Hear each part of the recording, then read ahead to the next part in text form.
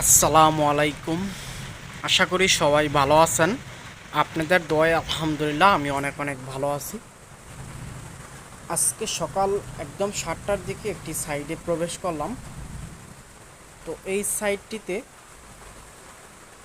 নিচের যে ছাদটা আছে সেই ছাদটা কিন্তু অন্য কন্ট্রাক্টর করে দিয়ে গেছিল, কিন্তু এখন দোতলার যখন কাজ স্টার্ট করবে তখন আমাদেরকে খবর দিয়েছে।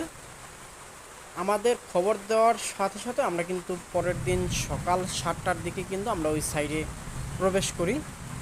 যেহেতু ওই ছাদের কাজ করা হবে উপরের, তো সেক্ষেত্রে মালিক পক্ষর সাথে মুখোমুখি হতে চাই। সেক্ষেত্রে কিন্তু আমরা এই বিল্ডিংয়ে সকাল 7টার দিকে প্রবেশ করলাম। প্রবেশ করার পরে দেখলাম যখন একটি বাড়িওয়ালা নিজে ইঞ্জিনিয়ার হয় এবং নিজে কন্ট্রাক্টর হয়, তারপর নিজে মিস্ত্রি হয়, তাহলে তার বাড়ির কাজটা কিন্তু অনেক সুন্দরভাবে হয়, ঠিক আছে, কিন্তু খুব ভোগান্তির উপর দিয়ে কিন্তু ভোগান্তি হয়। কারণ তার কাজটা কিন্তু ম্যাক্সিমাম মানুষ কিন্তু করতে চায় না। এখন এই অবস্থায় হয়েছে এই বাড়িতে আসার পরে দেখি, এই যে দেখেন ছাদ কেটে তারপরে নিচের পোর্সের জন্য ছাদ করা হবে। এটা হলো এই মিস্ত্রির যেটা বাড়িওয়ালাদের কাজ। যেহেতু বাড়িওয়ালা নিজেই ইঞ্জিনিয়ার আর বাড়িওয়ালা নিজেই মিস্ত্রি, বাড়িওয়ালা নিজেই কন্ট্রাক্টর। তো যাই হোক, নিচের তলার কাজটা কিন্তু উনি লোক দিয়ে নিজে করাইছে। এখন উপরে দেখেন এখানেও সিঁড়ি রড ভেঙে বের করা হয়েছে।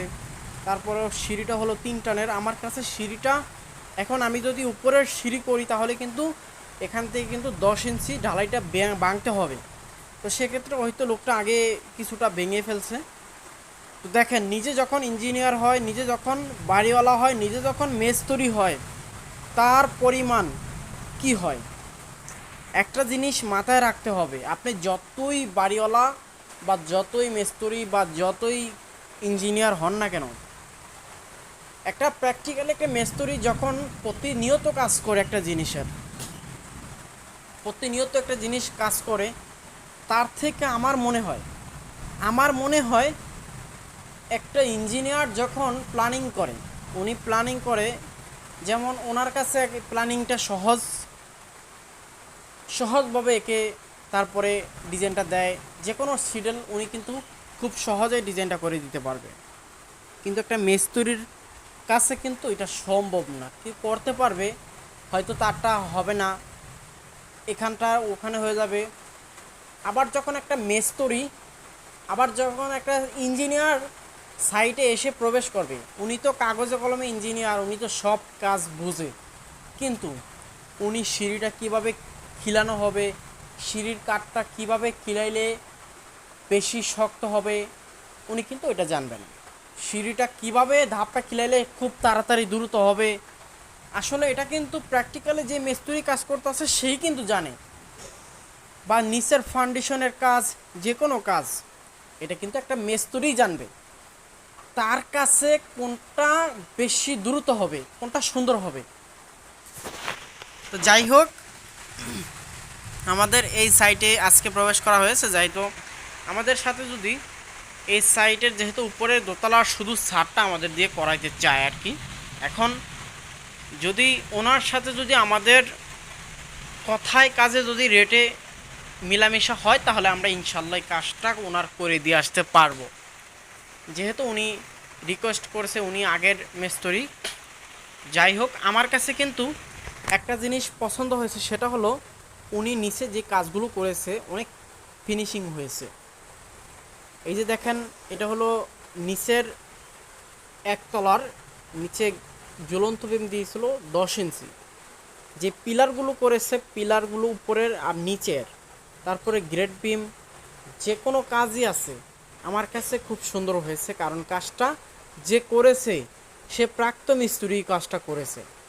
তো এখানে এসে দেখি ওনার কাছে কাঠ শাটারিং সব কিছু উনি শুধু ছাদের যে রেটটা আছে সেই রেটটা আমাদের দিবে ইনশাল্লাহ।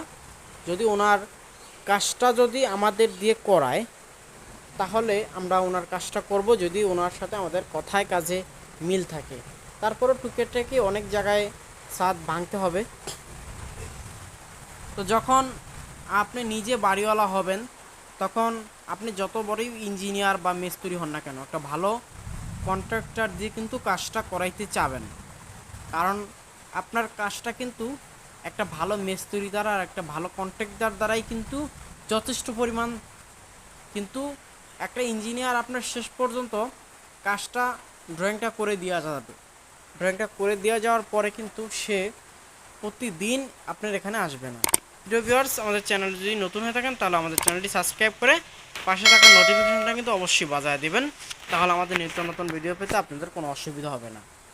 এটা একটা ইঞ্জিনিয়ার কিন্তু আপনাদের সাইটে কিন্তু প্রতিদিন আসবে না, বা এক সপ্তাহ পর পরও আসবে না, বা এক মাস পর পরও আসবে না।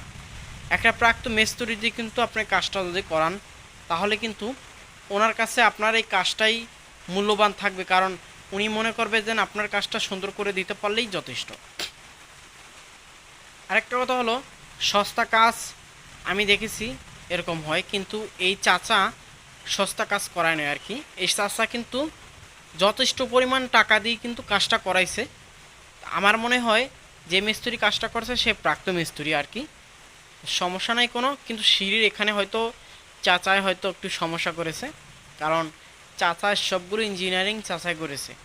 তো এই কারণে আমি আপনাদের রিকোয়েস্ট করি বাড়িওয়ালাদের, আপনারা যতই বড় মিস্ত্রি হন না কেন, আপনাদের কাজটা চাবেন অন্য একটা ভালো কন্ট্রাক্টর দিয়ে কাজটা করাইতে, আর একটা ভালো মিস্ত্রি দিয়ে কাজটা করাইতে। তো যাই হোক, আমরা কিন্তু কাউকে মেনশন দিয়ে ভিডিওটা করিনি আর কি। আমরা কিন্তু এসেছি, দেখলাম এই ছাদে এখন এই যে দেখেন উপরে পিলার করা, পিলারগুলো অসাধারণ হয়েছে। তো দেখেন, আমরা কিন্তু কারো কাজ সম্পর্কে কিন্তু খারাপ ডিমান্ড নিয়ে আমরা কোনো কথা বলি না আর কি। কারণ আমি একটা মিস্ত্রি, যে কাজটা করছে সে একটা মিস্ত্রি, সে কিন্তু হেল্পার না। তা আমি একটা মিস্ত্রি হয়ে একটা মিস্ত্রির বদনাম আমি কোনো সময় করতে পারবো না। এটা অবশ্য এরা মাথায় রাখতে হবে যে আমি একটা মিস্ত্রি, উনিও একটা মিস্ত্রি। আমি যতটুকু কাজ শিখেছি হয়তো উনি এর থেকে বেশি শিখছে, আর না হয়তো কম শিখছে, কিন্তু আমিও মানুষ, উনিও মানুষ। কাজ কিন্তু কেউ জন্ম হওয়ার পরে কিন্তু কাজ শিখে না। আমারও কাছে কিন্তু কাজ অনেক ভুল হয় আমার কাজে। তো সেক্ষেত্রে আমি কিন্তু সেফটি ওয়ে করি, মালিক পক্ষকে সরাসরি জানায় তারপরে কাজটা সমাধান করি আর কি। একটা জিনিস মাথায় রাখতে হবে, আপনি যখন কাজ করবেন তখন বাড়িওয়ালারা যারা এরকম করে তাদের কাজ না করাটাই বেটার। আমি কিন্তু এই আঙ্কেলকে বলছি যে আমাদের কাজ হবে আপনার মন মতো, আমাদের মন মতো হবে না। আপনি যেহেতু আপনার মন মতো কাজ করাইতে চান, তাহলে যে কোনো ভুল ত্রুটি হয়ে থাকলে সেটা আপনি রিস্ক। উনি বলছে তোমাদের পছন্দ মতো তোমরা কাজ করবা, এখন বাকিটা হলো তোমরা বুঝা নিবা, সব কিছু আমাদের হাতে ছেড়ে দিয়েছে। তো যাই হোক, কাকার আশাটা পূর্ণ করতে চাই। যদি এই কাকার সাথে আমাদের যদি দামাদামি একদম ঠিক হয়, তাহলে আমরা কিন্তু চাচার কাজটা করে দিতে পারবো। প্রিয় ভিউয়ার্স, আজকে আমরা এই পর্যন্তই থাকবো। আবার পরবর্তী ভিডিওটি পাওয়ার জন্য আমাদের চ্যানেলটি সাবস্ক্রাইব করে পাশে থাকবেন। এতক্ষণ আপনাদের সাথে ছিলাম আমি শাহিন। আসসালামু আলাইকুম।